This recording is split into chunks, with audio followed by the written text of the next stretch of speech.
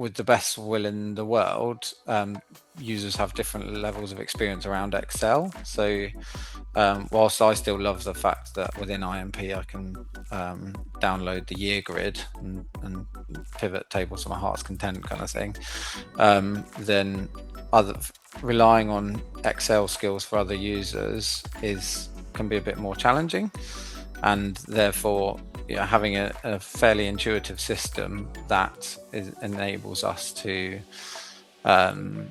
just train people in a relatively limited fashion, and then to understand kind of which reports, etc., they need to use and which screens they need to use, etc., gave us confidence that actually there were going to be less errors being made.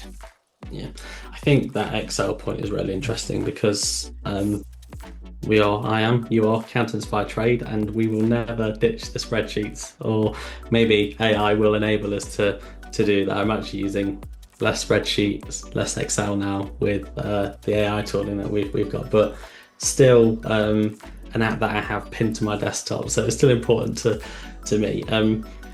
That in terms of the system itself, one of the things that we've designed into it from day one is that tight connectivity with Excel, because whilst you want the system to be intuitive, you want different levels and ranges of users to be able to use it.